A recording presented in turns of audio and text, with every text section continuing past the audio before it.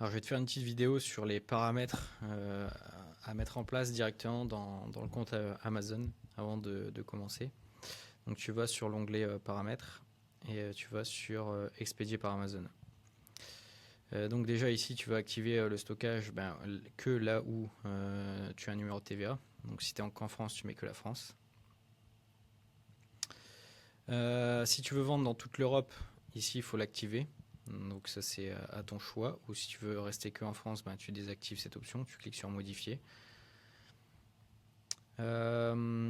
Autoriser à Amazon à acheter mon stock pour vendre à l'international, ça tu peux l'activer en fait. Comme ça, Amazon quand ils ont plus de stock dans d'autres pays, ils peuvent acheter ton stock en fait et le revendre. Donc pour toi, ton client c'est Amazon, donc tu t'intéresses pas au reste. Le principal c'est que tu vendes, donc tu peux l'activer, il n'y a pas de problème. Alors ensuite,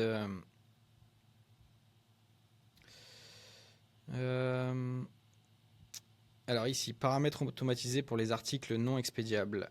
Alors ici, tu vas cliquer sur modifier. Tu vas l'activer. Tu vas cliquer ici sur Furbishing activer et service évaluer et revendre.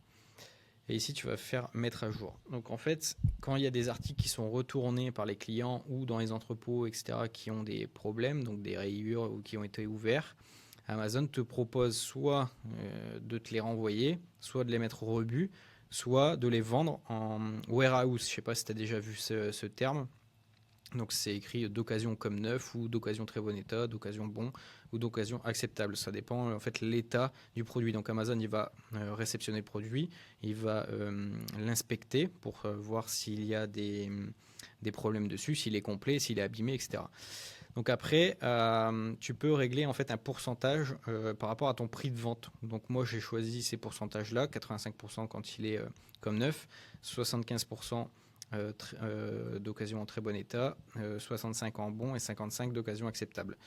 Donc ça permet en fait d'éviter que ton stock il revienne chez toi et de revendre, on va dire, tes objets un peu cassés, quoi, enfin qui ont été ouverts, retournés, abîmés.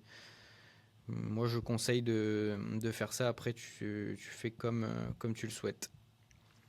Et ensuite, tu mets ici retourner. En bas, tu mets ton adresse. Et si jamais, ça va revenir directement chez toi. Alors ensuite, on a...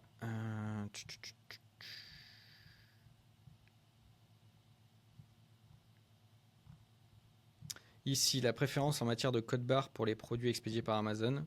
Donc tu fais modifier parce que ici ça va être écrit, je pense, code barre fabricant. Code barre fabricant, ça veut dire que certains produits sont éligibles au code barre fabricant. Donc tu n'as pas besoin de mettre d'étiquette dessus, ça paraît magnifique. Mais en fait ça ne l'est pas du tout parce que Amazon va mélanger ton stock avec d'autres. Ça s'appelle du commingling. Déjà d'une, tu as des frais, ça ils te le disent pas. Tu as une facture de frais là-dessus. Mais le plus grave, c'est que on va dire que toi, tu as acheté, je sais pas moi, du café, tu l'envoies chez Amazon. Un autre vendeur, il a acheté le même café, il l'envoie à Amazon. Sauf que, je sais pas, le sien, il est périmé, mais pas le tien. Mais on peut pas savoir lequel est le tien et lequel est le sien. Donc Amazon, il risque en fait de te supprimer ou de te renvoyer des produits qui à la base n'étaient même pas les tiens, puisqu'il n'y a pas de suivi par rapport à ton SKU, ton code barre. Donc je sais que c'est chiant de mettre des codes barres, mais en tout cas, pour moi, il vaut mieux mettre des codes barres que ton stock, ça soit ton stock à personne d'autre. Comme ça, il y a pas, s'il y a des erreurs de stock, des machins, des trucs, des produits perdus, tout ça, ça n'existera plus. Donc je te conseille de mettre automatiquement code barre Amazon parce que sinon d'office je crois qu'il te met code barre fabricant et comme ça règle quand même pas mal de problèmes,